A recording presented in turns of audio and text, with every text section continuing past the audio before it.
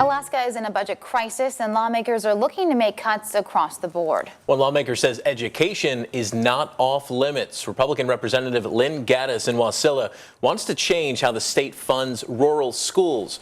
Right now, a village needs a minimum of 10 students to get state funding. Gaddis wants to change that number to 25, a requirement many rural villages just can't meet.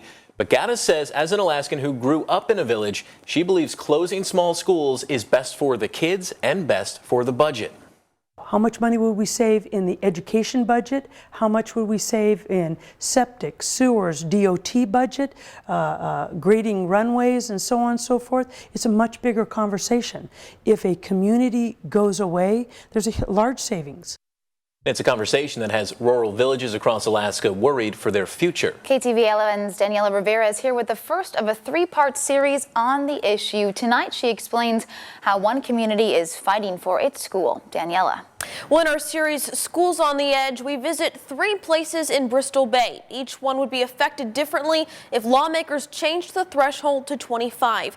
Tonight, we take you to Twin Hills, a community west of Dillingham, where people tell me they have a lot more to lose than just their school.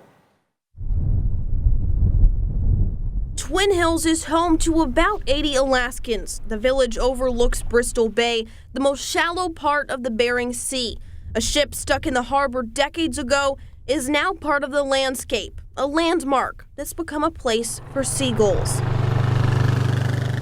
Off the road system, people here enjoy the quiet.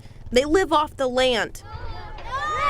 If you follow the sound of children playing, it'll take you to the school, the center of the community. And anyone here will tell you, hi, these students are the light of Twin Hills.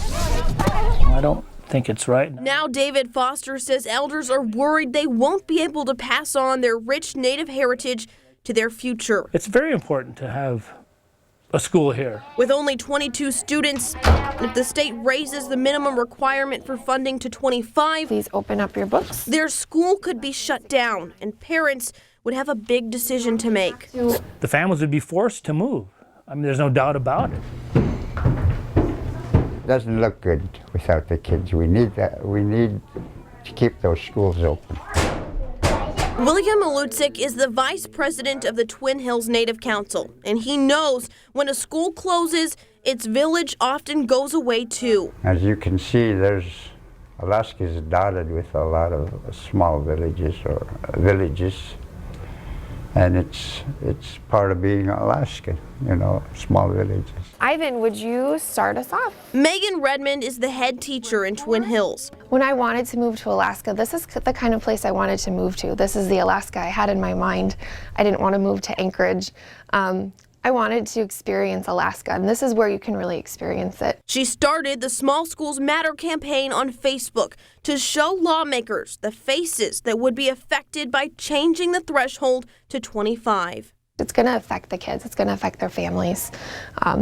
And those are the things that get forgotten sometimes, I think, when we start talking about money.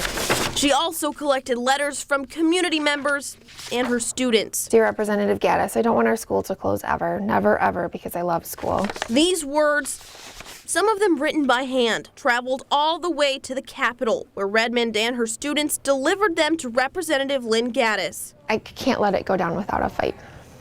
I feel like I have to do this for my students and for my families here. Back in Twin Hills, this piece of Alaska is home. Moving away would mean leaving a way of life behind. They wouldn't be able to do the subsistence stuff. They wouldn't have the fundamentals or the learnings or the teachings from the elders or their parents to say, okay, this is how you process your game. This is how you skin a beaver. This is how you set a trap. You know, this is how you respect the land and the animals. Here, they're far away from cities and hubs, and they want lawmakers to know rural Alaska is real Alaska. If you want to learn more about what villages like Twin Hills are up against, episode 41 of Frontiers with Rhonda McBride takes a detailed look at the issue. You can watch it on KTVA.com or through GCI On Demand. Emily? Daniela, just how many schools could be shut down if the minimum requirement is raised to 25? Well, that would shut down about 60 schools across the state. Educators in Bristol Bay tell me if you close 60 schools, you're basically getting rid of 60 villages because families will start moving to bigger communities for school. And tomorrow in part 2 of our series, we'll introduce you to a student who was forced to leave his home when their school shut down and the village dried up. All right. Thank you, Danielle.